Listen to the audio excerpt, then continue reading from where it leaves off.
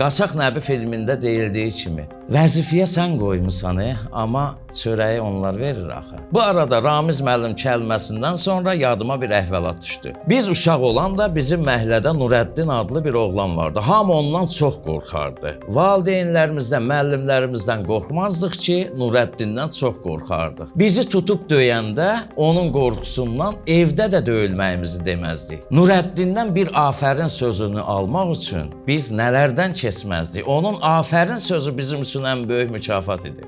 İllər keçdi. Biz böyüdük. Nurəddin qocaldı. Sağalmaz bir xəstəliyə düçar oldu. Nurəddin xofu bizdən çəkilməmişdi. İçimizdə ən kiçiyinin 40 yaşı olan məhəllə uşaqları birlikdə xəstəxanaya Nurəddinə baş çəkməyə getdik.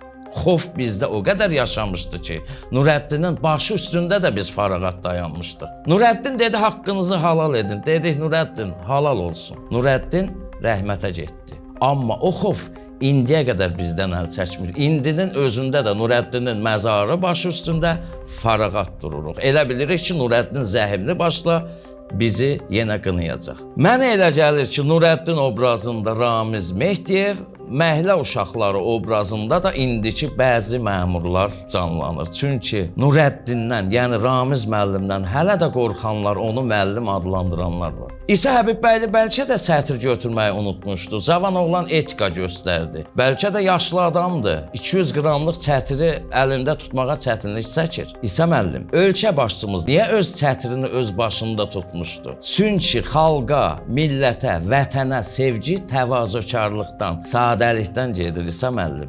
Kimisə utanc duruma düşürməkdən yox.